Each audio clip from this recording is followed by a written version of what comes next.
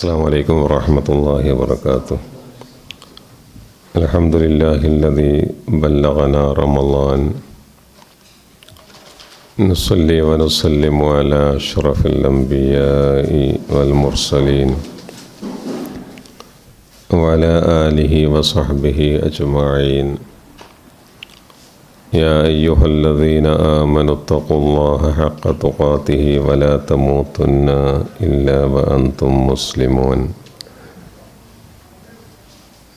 പ്രിയപ്പെട്ട സഹോദരന്മാരെ, അല്ലാഹു സുബ്ഹാനഹു വ തആലയുടെ വലിയ തൗഫീഖിനാൽ നമുക്ക്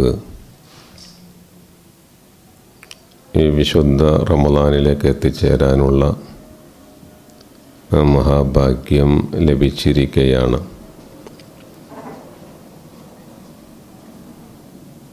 നാമൊക്കെ എത്രമാത്രം അള്ളാഹുവിന് ഈ ഒരു കാര്യത്തിൽ ശുക്ർ ചെയ്യേണ്ടതുണ്ട് എന്നാലോചിക്കേണ്ടുന്ന ഒരു സന്ദർഭമാണ്. കാരണം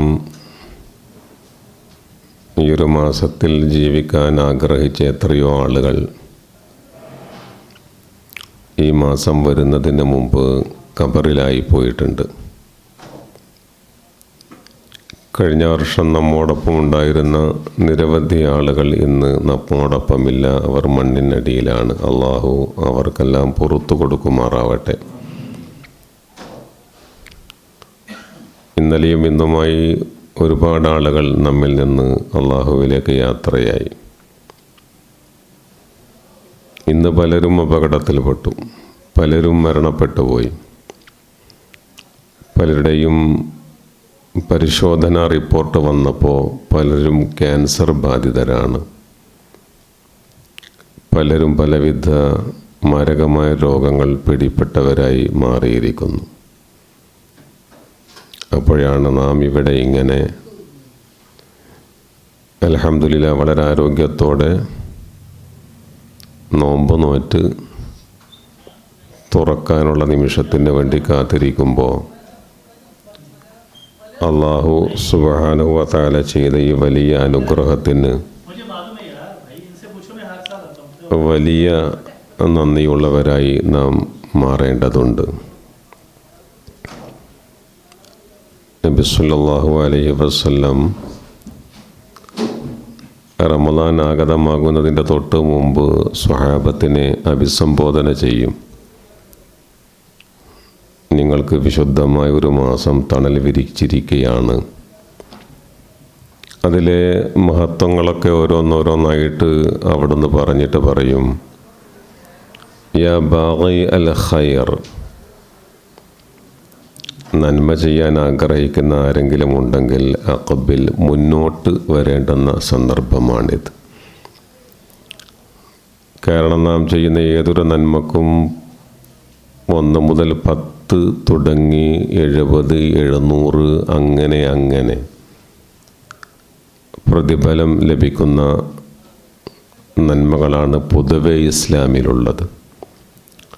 പക്ഷെ അത് റമളാനിലാകുമ്പോൾ റമളാനിൻ്റെ നോമ്പും അനുബന്ധമായിട്ടുള്ള കർമ്മങ്ങൾക്കും അള്ളാഹു പ്രതിഫലത്തിൻ്റെ തോത് ഇത്ര എന്ന് പറയാത്ത വിധം, കാരണം ഒരുപാട് ക്ഷമയും അധ്വാനവും നിഷ്കളങ്കതയുമുള്ള ഒരമലായി നോമ്പ് അള്ളാഹു പരിഗണിക്കുന്നത് കൊണ്ട് വലിയ പ്രതിഫലമാണ് നമുക്ക് കിട്ടാനുള്ളത്.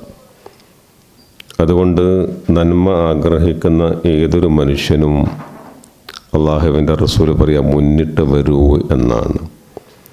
വയാ ബാഗിശർ, തിന്മ കൊതിക്കുന്നവൻ വല്ലവനുമുണ്ടെങ്കിൽ, അധർമ്മവും അതിക്രമവും ചെയ്യാൻ ഉദ്ദേശിക്കുന്നവനുണ്ടെങ്കിൽ അവൻ അഖ്സിർ, ആ കർമ്മത്തിൽ നിന്ന് അവൻ വിരമിക്കട്ടെ അല്ലെങ്കിൽ നിർത്തട്ടെ എന്നും റസൂലുള്ളാഹി സ്വല്ലല്ലാഹു അലൈഹി വസല്ലം. അതുകൊണ്ട് ആമുഖമായിട്ട് എന്നോടും എൻ്റെ പ്രിയപ്പെട്ട സഹോദരന്മാരോടും പറയാനുള്ളത്, നമ്മൾ ഫസ്തബിഖുൽ ഖൈറാത്ത്, നന്മകളിൽ നാം പരസ്പരം മത്സരിച്ച് മുന്നേറുക എന്നതാണ്. ആവുന്നത്ര നന്മകൾ അത് ചെയ്യാൻ ഏറ്റവും നല്ല സന്ദർഭം ഇതാണ്. നന്മകൾ ചെയ്ത് ഒരുപാട് പ്രതിഫലം നേടി തിന്മകളിൽ നിന്ന് മുക്തരായി അള്ളാഹുവോട് പ്രാർത്ഥിച്ച് പാപം പൊറുപ്പിച്ച് അള്ളാഹുവിലേക്ക് മടങ്ങി അവൻ്റെ റിളയും മഗ്ഫിറത്തും ലഭിക്കാൻ കഴിയുക എന്നതിനേക്കാൾ വലുതായിട്ടൊന്നുമില്ല. അതിനേറ്റവും നല്ല സന്ദർഭവും ഇത് തന്നെയാണ്. നബി സല്ലല്ലാഹു അലൈഹി വസല്ലം റമളാനിൻ്റെ മഹത്വത്തെ വിശദീകരിച്ച് തുടങ്ങിയിട്ട് ഇങ്ങനെ വന്ന് പറഞ്ഞു ഫിഹി ലൈലത്തുൻ ഖൈറും മിൻ അൽഫി ഷഹർ. ആ മാസത്തിൽ ഒരു ദിനമുണ്ട്, ഒരു രാവ്. ആ രാവ് നിങ്ങൾക്കൊക്കെ അറിയുന്നത് പോലെ 1000 മാസങ്ങളെക്കാൾ ശ്രേഷ്ഠമാണ് ആ രാവ്. ഇങ്ങനെയൊക്കെയുള്ള ഒരു മാസം വന്നിട്ട് മൻ ഹുരിമ ഖൈറഹ, ആ രാവിൻ്റെയോ അല്ലെങ്കിൽ ആ മാസത്തിൻ്റെയോ അനുഗ്രഹം, അതിൻ്റെ മഹത്വം ഏതൊരു മനുഷ്യന് തടയപ്പെട്ടുവോ, ആർക്കത് നഷ്ടപ്പെട്ടുവോ, ഫഖദ് ഹുരിമൽ ഖൈറ കുല്ല, അവന് എല്ലാം നഷ്ടപ്പെട്ടു എന്നും റസൂലുള്ളാഹി സ്വല്ലല്ലാഹു അലൈഹി വസല്ലം. അതുകൊണ്ട് നല്ല ആത്മാർത്ഥതയോടുകൂടി നമ്മൾ നമ്മുടെ ഈമാനിനെ, നമ്മുടെ ഇഖ്ലാസിനെ നിരന്തരമായി വിചാരണ ചെയ്യേണ്ടുന്ന ഒരു സന്ദർഭമാണ്. നോമ്പുമായി ബന്ധപ്പെട്ട് ഹദീസ് നിങ്ങൾക്കറിയാവും. മൻ സ്വാമ റമളാന ഈമാനൻ വഹ്തിസാബൻ ഗുഫിറ ലഹു മാ തഖദ്ദമ മിൻ ദംബിഹി. ഒരാൾ ഈമാനോടെ, നല്ല വിശ്വാസത്തോടെ, അചഞ്ചലമായ ഈമാനികമായ ആവേശത്തോടെ, അതുപോലെ തന്നെ വഹ്തിസാബൻ പ്രതിഫലേച്ഛയോടെ, അതിൻ്റെ മറ്റൊരർത്ഥം ഇഖ്ലാസോടുകൂടി എന്നാണ്. നമ്മുടെ നോമ്പ് അങ്ങേയറ്റം ഇഖ്ലാസുള്ള നോമ്പാണോ? അള്ളാഹുവിലുള്ള അങ്ങേയറ്റത്തെ വിശ്വാസത്തിൻ്റെ ഭാഗമായിട്ടുള്ള നോമ്പാണോ? എങ്കിൽ ആ നോമ്പ് മതി എല്ലാ പാപങ്ങളും പൊറുപ്പിക്കാൻ എന്ന് റസൂലുള്ളാഹി സ്വല്ലല്ലാഹു അലൈഹി വസല്ലം. ശരിക്കുള്ള ഈമാനാണോ നമ്മുടെ ഈമാൻ? ശരിക്കുള്ള ഇഖ്ലാസാണോ നമ്മുടെ ഇഖ്ലാസ്? ഇതിനെയാണ് നമ്മൾ നിരന്തരമായി വിചാരണ ചെയ്തുകൊണ്ടേയിരിക്കേണ്ടത്. നാം ചെയ്യുന്ന ഓരോ കർമ്മവും, ഇപ്പോൾ വിശുദ്ധ ഖുർആൻ ഏറ്റവും കൂടുതൽ പാരായണം ചെയ്യേണ്ടുന്ന ഒരു സന്ദർഭമാണ്.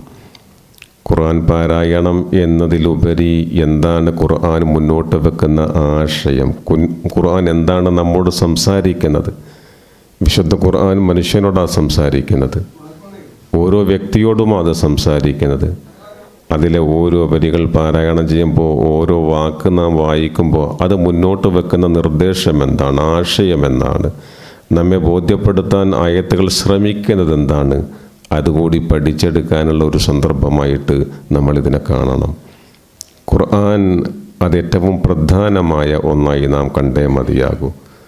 നാം ഇന്ന് നേരം പുലർന്നിട്ട് നിങ്ങളൊക്കെ, ഞാനും നിങ്ങളും, നാം അത്താഴം കഴിച്ചു, നിയ്യത്ത് ചെയ്തു, അങ്ങനെ ഫജർ നമസ്കരിച്ചതിന് ശേഷം ഇപ്പോൾ ഈ 5:55 നിൽക്കുമ്പോൾ എങ്ങനെയായിരുന്നു ഈ ദിവസം എന്നതിനെക്കുറിച്ച് നിങ്ങൾ ആലോചിക്കുന്നുണ്ടോ?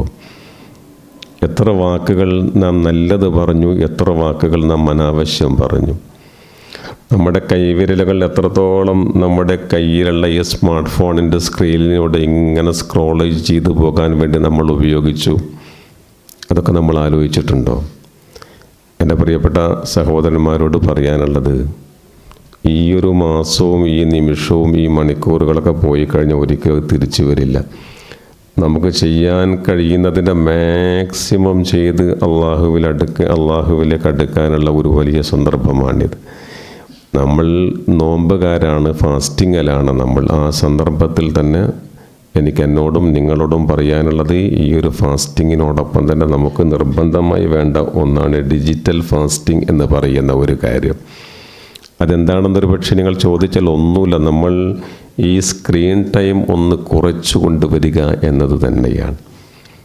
ഓരോരുത്തരുടെയും വീഡിയോ നമുക്ക് വേണേ കേൾക്കാം, പലരുടെയും ചാറ്റ് നമുക്ക് കേൾക്കാം, നോക്കാം, വായിക്കാം, ഒക്കെ ചെയ്യാം. പക്ഷേ അതൊക്കെ 99% ചവറുകളാണ്, ഒരു പ്രയോജനവുമില്ലാത്ത കാര്യങ്ങളാണെന്ന് തിരിച്ചറിഞ്ഞുകൊണ്ട് അതൊക്കെ ഒന്ന് മാറ്റി വെച്ചിട്ട് വിശുദ്ധ ഖുർആൻ തുറന്ന് അത് ഓതാനും, ചിലർ ഒരു പാരായണമായിട്ട് മാത്രം കാണുന്നുണ്ട്. പലരും നിങ്ങൾ നാം എത്രത്തോളം പേജുകളാണ് ഓതി തീർത്തത്, എത്രത്തോളം ഹത്തമാണ് തീർത്തത്, എത്രത്തോളം ജുസുകളാണ് തീർത്തത് അല്ലേ എന്ന് ചിന്തിക്കുന്നതിലുപരിയായി അത് നല്ലത് തന്നെയാണ്. നമുക്കാവുന്ന അത്ര നമ്മൾ ഓതണം, നിഷ്കളങ്കമായിട്ട് നല്ല ഏകാഗ്രതയോടുകൂടി ഓതും. പക്ഷേ ആ ഓതുന്ന സന്ദർഭത്തിൽ വിശുദ്ധ ഖുർആൻ എന്താണ് സംസാരിക്കുന്നത് എന്നുകൂടി മനസ്സിലാക്കി തന്നെ നമ്മൾ മുന്നോട്ട് പോകണം. ഖുർആൻ പഠിക്കണം. നമ്മൾ ഈ സന്ദർഭത്തിൽ നബി സല്ലല്ലാഹു അലൈഹി വസല്ലമയുടെ ഹദീസുകൾ പഠിക്കണം. അങ്ങനെ പരമാവധി നമ്മൾ ഈ ഒരു സംഭവം നമ്മുടെ സമയത്തെ ഓരോ ദിവസവും നിങ്ങൾ ഒന്ന് കാൽക്കുലേറ്റ് ചെയ്താൽ, നിങ്ങൾ കൂട്ടി നോക്കിയാൽ എത്രത്തോളം സമയമാണ് സോഷ്യൽ മീഡിയയ്ക്ക് വേണ്ടി നമ്മൾ ചിലവഴിക്കുന്നത് എന്ന് നിങ്ങൾക്ക് തന്നെ അറിയാം, നമുക്ക് തന്നെ അറിയാം. അതുകൊണ്ട് ഈ സ്ക്രീൻ ടൈം കുറച്ചുകൊണ്ട് നമ്മൾ അള്ളാഹുവിലേക്കും വിശുദ്ധ ഖുർആനിലേക്കും മടങ്ങി പരമാവധി നമ്മുടെ കർമ്മങ്ങളെ ഫലപ്രദമാക്കി തീർക്കാനുള്ള അധ്വാനവും അതിന് വേണ്ടിയുള്ള പ്രയത്നവുമാണ് വേണ്ടത് എന്നാണ് ഈ സന്ദർഭത്തിൽ എന്നോടും നിങ്ങളോടും എനിക്ക് പറയാനുള്ളത്. നബി സല്ലല്ലാഹു അലൈഹി വസല്ലം 3 ആമീൻ പറഞ്ഞ സംഭവം നിങ്ങൾക്കൊക്കെ അറിയാം. അവിടുന്ന് മദീന പള്ളിയിലെ മിമ്പറിലേക്ക് കയറുമ്പോഴാണ് ജിബ്രീൽ അലൈഹിസ്സലാം എന്ന പ്രാർത്ഥന നടത്തുന്നത്. ആ ഒരു പ്രാർത്ഥന മൻ റഗിമ അൻഫു അബ്ദിൻ എന്നാണ്. ദഖല അലൈഹി റമളാനു സുമ്മൻ സലഖ ഖബല അൻ യുഗ്ഫറ ലഹു. ഏറ്റവും പ്രധാനം, വിശുദ്ധമായ റമളാൻ വരുന്നു, ആ മാസം കഴിഞ്ഞിട്ടും അവൻ്റെ പാപങ്ങൾ പൊറുപ്പിക്കപ്പെടാതെ ആ മാസം നമ്മിൽ നിന്ന് വിട്ടുപോകുന്നുവെങ്കിൽ, അങ്ങനെയുള്ള ഒരു അനുഭവം ഒരടിമക്കുണ്ടാകുന്നുവെങ്കിൽ അവൻ അള്ളാഹുവിൻ്റെ നിയമത്തിൽ നിന്ന് ഏറെ അകന്നു പോകട്ടെ എന്ന ഒരു പ്രാർത്ഥന ജിബ്രീൽ അലൈഹിസ്സലാം നടത്തുമ്പോൾ അതിന് നബി സല്ലല്ലാഹു അലൈഹി വസല്ലം ആമീൻ പറയുന്നു എന്ന് നമ്മൾ മനസ്സിലാക്കുമ്പോൾ റമളാനിനെ അവഗണിക്കാൻ ഒട്ടുമേ മനസ്സുണ്ടാവരുത് എന്നും ഈ റമളാനിൽ തന്നെ ചെയ്യേണ്ടതൊക്കെ ചെയ്യണമെന്നും അതിന് വേണ്ടിയുള്ള പ്രവർത്തനവുമായി മുന്നോട്ട് പോകണം എന്നും തന്നെയാണ് പറയാനുള്ളത്. അതുകൊണ്ട് നമ്മൾ നന്നായിട്ട് ആത്മാർത്ഥതയോടെ ചെയ്യുന്ന ഒരു കർമ്മവും അത് മറ്റുള്ള ആരെയും കാണിക്കാൻ വേണ്ടിയല്ല. നിങ്ങളൊരു തസ്ബീഹ് ചൊല്ലുന്നുവെങ്കിൽ, ഒരു സുബ്ഹാനല്ലാഹ് ചൊല്ലുന്നുവെങ്കിൽ അത് അള്ളാഹുവിനാവുക. 2 റക്അത്ത് നിങ്ങൾ നമസ്കരിക്കുന്നുവെങ്കിൽ അത് അള്ളാഹുവിനാവുക. ആരെയും കാട്ടാനല്ല, ആരെയും കാണിക്കാനല്ല.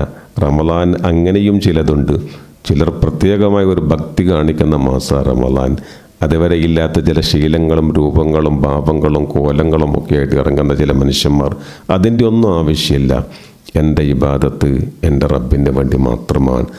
അതാണ് യഥാർത്ഥത്തിൽ ഇഖ്ലാസ് എന്ന് പറയുന്നത്. വമാ ഉമിറു ഇല്ലാ ലിയഅ്ബുദുല്ലാഹ മുഖ്ലിസീന ലഹുദ്ദീൻ. ആത്മാർത്ഥമായിട്ട് അള്ളാഹുവിന് വേണ്ടി മാത്രം ആരാധിക്കാനാണ് നമ്മോട് കൽപ്പിച്ചിട്ടുള്ളത്. ആ അർത്ഥത്തിലായിരിക്കണം നമ്മുടെ ഇബാദത്ത്. ചെയ്യുന്ന ഇബാദത്ത് വളരെ ആത്മാർത്ഥതയോടുകൂടി ചെയ്യണം. നല്ല ഉന്മേഷമുള്ള സന്ദർഭത്തിൽ നമ്മൾ ഖുർആൻ പാരായണം ചെയ്യണം. ഉറങ്ങാൻ തൂങ്ങുമ്പോൾ, ഉറക്കം വരുമ്പോൾ എല്ലാ ഖുർആൻ ഓതണ്ട്. നിങ്ങൾ പൊതുവേ നമ്മൾ ഖുർആൻ അതൊരു പേജ് ഓതുമ്പോഴേക്കും നമുക്ക് ക്ഷീണം വരും, ഉറക്കം വരും. പക്ഷേ നിങ്ങൾ സോഷ്യൽ മീഡിയയിലൂടെ ഒരു 3 മണിക്കൂർ അങ്ങനെ സ്ക്രോൾ ചെയ്ത് പോയിക്കഴിഞ്ഞാൽ ഒരു ബുദ്ധിമുട്ടും നിങ്ങൾക്ക് ഉണ്ടാവില്ല. യഥാർത്ഥത്തിൽ നമുക്ക് വേണ്ടത് ഈ ഒരു ആവേശവും ഉന്മേഷവും നവോന്മേഷവും നമുക്ക് ലഭിക്കേണ്ടത് വിശുദ്ധ ഖുർആനുമായി നാം അടുത്തിരിക്കുമ്പോഴാണ്. അതുകൊണ്ട് പ്രിയപ്പെട്ട സഹോദരന്മാരെ, ഒരു ദിവസം എന്നത് ഇന്നത്തെ റമളാൻ ഇത് കഴിഞ്ഞു.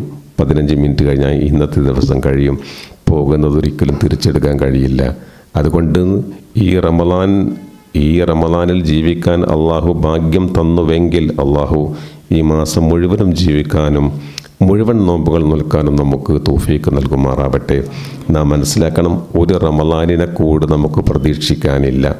നമ്മെ സംബന്ധിച്ച് എന്താണോ നമ്മുടെ മുമ്പിൽ ഇന്നുള്ള അതേ നമുക്കുള്ളൂ. ഇന്നലെ കഴിഞ്ഞു, നാളെ വരാനുള്ളതാ. കിട്ടുമോ വരുമോ എന്നൊരു ഉറപ്പും നമുക്കില്ല. അതുകൊണ്ട് ഈ കിട്ടിയതിൽ പരമാവധി ഉപയോഗപ്പെടുത്താനുള്ള, പരമാവധി ഇതിൽ നിന്ന് നേടാനുള്ള പരിശ്രമം തന്നെയാണ് നമ്മിൽ നിന്നുണ്ടാകേണ്ടത്. നിങ്ങൾ മനസ്സിലാക്കണം, ഒരു ദിവസത്തെ നോമ്പിൻ്റെ അവസാനത്തിലാണ് ഇപ്പോഴുള്ളത്. ഇന്നത്തെ നോമ്പ് എങ്ങനെയായിരുന്നു അല്ലേ? നിങ്ങൾ ഒരാൾ നോമ്പ് നോറ്റിട്ട് ചീത്ത വാക്കുകൾ പറയുന്നു, വ്യാജ വർത്തമാനം പറയുന്നു, പൊടിവാക്കുകൾ പറയുന്നു, അതുപോലെയുള്ള പ്രവർത്തനങ്ങൾ ചെയ്യുന്നു. എന്നാൽ ഫലൈസ ലില്ലാഹി ഹാജത്തുൻ മിൻ അൻ യദഅ തആമഹു വശറാബഹു എന്ന റസൂലുള്ളാഹി സ്വല്ലല്ലാഹു അലൈഹി വസല്ലം പറഞ്ഞിട്ടുണ്ട്. നമ്മൾ നോമ്പ് നോൽക്കുന്നു, അനാവശ്യം സംസാരിക്കുന്നു, ചീത്ത കാര്യങ്ങൾ പ്രവർത്തിക്കുന്നു. ആ നോമ്പ് കൊണ്ട് അള്ളാഹുവിന് ഒരു ആവശ്യവുമില്ല. അവൻ പട്ടിണി കിടക്കണം എന്ന ഒരു ഉദ്ദേശമേ അള്ളാഹുവിനില്ല എന്നാണ് നാം മനസ്സിലാക്കണം. നമ്മൾ ചീത്ത പറയേണ്ടതില്ല, ഗീബത്ത് പറയേണ്ടതില്ല, ഏഷണി പറയേണ്ടതില്ല. നിങ്ങളൊരു സോഷ്യൽ മീഡിയ പോസ്റ്റിന് താഴെ പോയിട്ട് മറ്റുള്ളവനെ ചീത്ത വിളിക്കുക എന്നതാണ് ഈ ഹദീസിൻ്റെ അർത്ഥം.